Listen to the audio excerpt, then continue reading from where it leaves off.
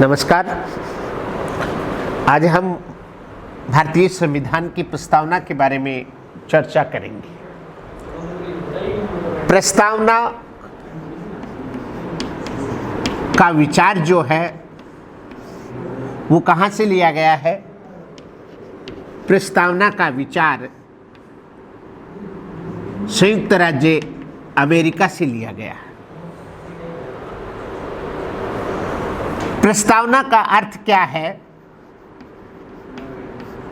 इसका अर्थ है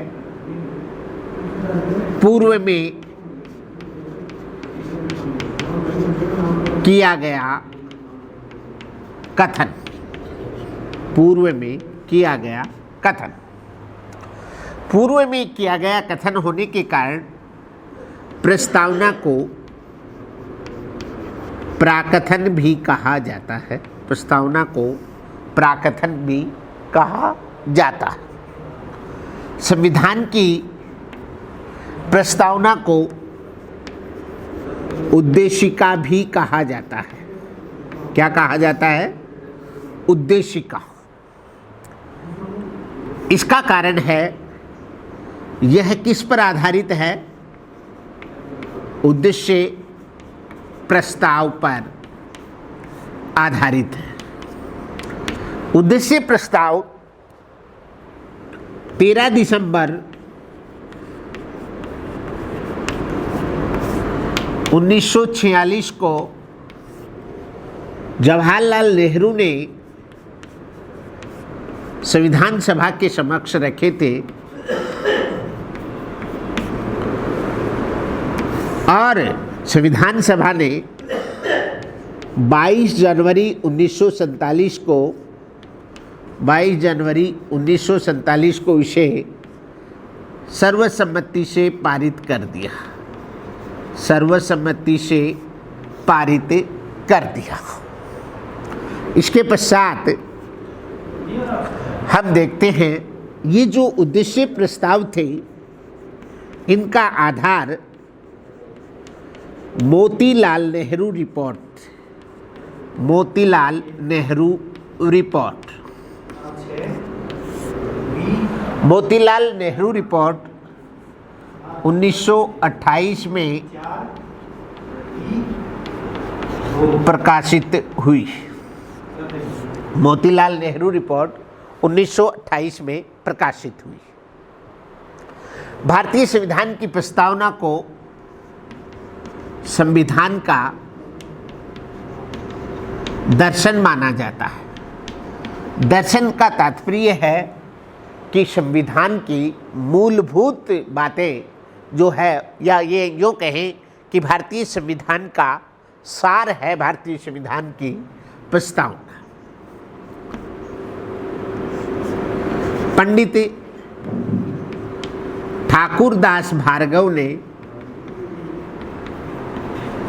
ठाकुरदास भार्गव ने प्रस्तावना को संविधान की आत्मा कहा। इसी कड़ी में न्यायाधीश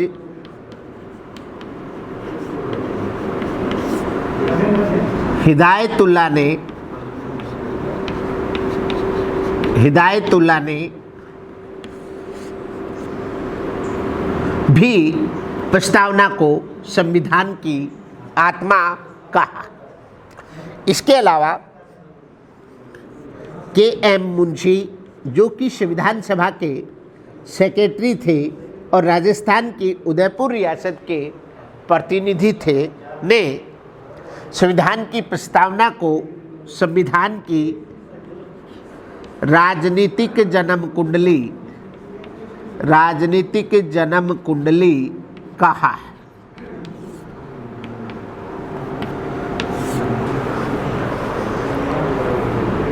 अर्नेस्ट बारकर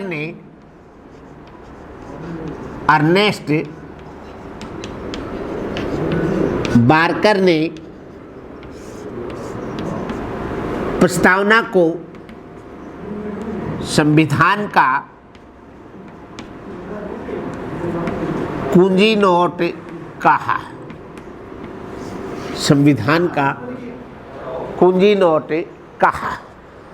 मोटे तौर पर संविधान की प्रस्तावना से हमें 4 बातों की जानकारी मिलती है, अर्थात भारतीय संविधान की प्रस्तावना का महत्व क्या है। इस बात को हम इन 4 बातों के माध्यम से समझ सकते हैं। पहला, संविधान का स्वरूप। दूसरा, संविधान का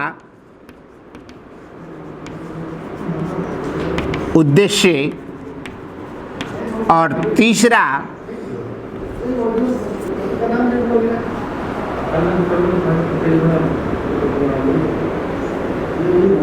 संविधान का स्रोत। और चौथा, संविधान लागू होने की तिथि। संविधान लागू होने की तिथि। संविधान का स्रोत क्या है, ये प्रस्तावना की प्रथम पंक्ति बतलाती है। We are the people of India, हम भारत के लोग। हम भारत के लोग अर्थात भारत में संप्रभुता जनता में निवास करती है।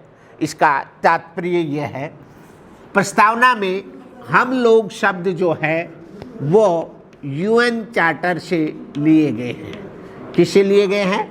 यूएन चार्टर से। दूसरी बात, संविधान का स्वरूप कैसा है, कि भारत संविधान निर्माताओं ने जिस शासन प्रणाली को स्थापित किया है वो शासन प्रणाली कैसे है। तो इस शासन के स्वरूप में हम प्रस्तावना की दूसरी लाइन को पढ़ते, हम भारत के लोग भारत को एक संपूर्ण प्रभुत्व संपन्न समाजवादी पंथ निरपेक्ष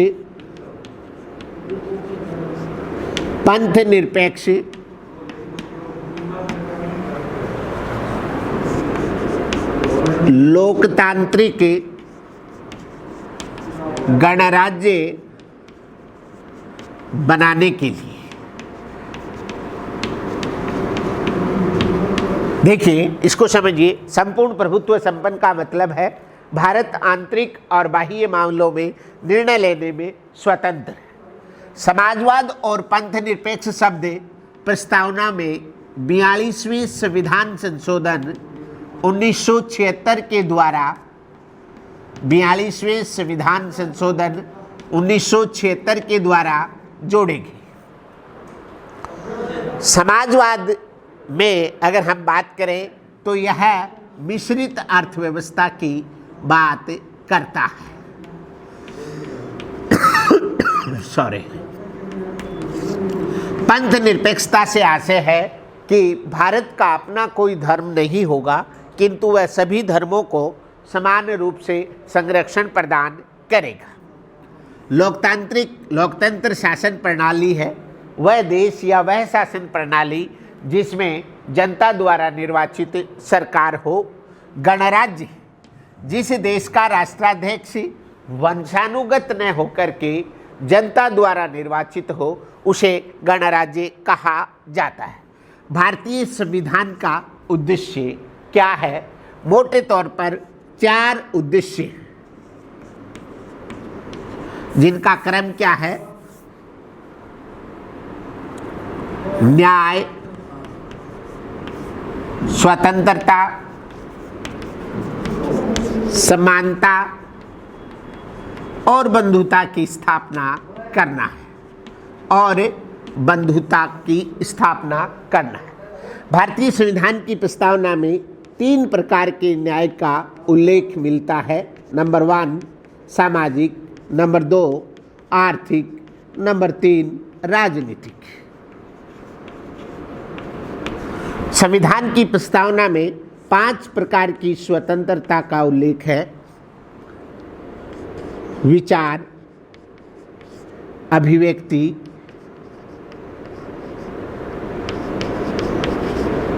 विश्वास, धर्म और उपासना की स्वतंत्रता का उल्लेख मिलता है। समानता, दो प्रकार की समानता का उल्लेख है। अवसर एवं प्रतिष्ठा की समानता।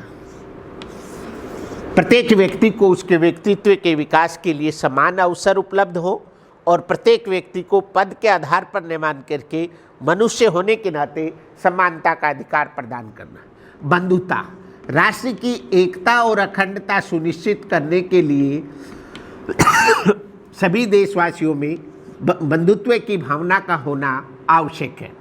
एकता के बाद अखंडता शब्द जो है वो 42वें संविधान संशोधन 1976 के द्वारा जोड़ा गया है।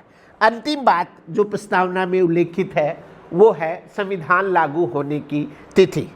जैसा कि आपको पता है, भारतीय संविधान 26 नवंबर 1949 को लागू बनकर तैयार हो गया था, किंतु यह 26 जनवरी 1950 को अंगीकृत, अधिनियमित और आत्मार्पित किया गया। इसके अतिरिक्त दो मुख्य प्रश्न हैं जो प्रस्तावना के बाहर हैं। पहला इश्यू है वो ये, क्या प्रस्तावना संविधान का भाग है या नहीं। संविधान निर्माताओं ने प्रस्तावना का निर्माण संविधान के अंग के रूप में किया, किंतु सर्वोच्च न्यायालय ने अपने दृष्टिकोण में इसकी अलग अलग व्याख्याएं की हैं। सर्वप्रथम बेरुबारीवाद में सर्वोच्च न्यायालय ने प्रस्तावना को संविधान का अंग नहीं माना, संविधान का अंग नहीं माना, किंतु ये कहा कि यह मार्गदर्शक की भूमिका में होगी। जहाँ कहीं संविधान किसी बात का उल्लेख नहीं करता है उस बात के लिए वो प्रस्तावना को रख सकते हैं। दूसरा, केशवानंद भारतीवाद। इस वाद में सर्वोच्च न्यायालय ने अपने पूर्व में दिए गए निर्णय को बदलते हुए कहा कि प्रस्तावना संविधान का अंग है, संविधान का अंग है, किंतु इसे ये वाद योग्य नहीं है, अर्थात इसे न्यायालय में चुनौती नहीं दी जा सकती। न्यायालय में चुनौती नहीं दी जा सकती। अंतिम बात, क्या प्रस्तावना में संशोधन किया जा सकता है? यस, प्रस्तावना में संशोधन किया जा सकता है। अब तक कितनी बार हो चुका है जी? एक बार। कितनी बार? एक बार। कब? 42वें संविधान संशोधन 1976 द्वारा। संविधान संशोधन 1976 द्वारा क्या हुआ? क्या जोड़ा गया? 3 शब्द जोड़े गए। कौन से? पंथ निरपेक्षता, समाजवाद और अखंडता। Thank you very much.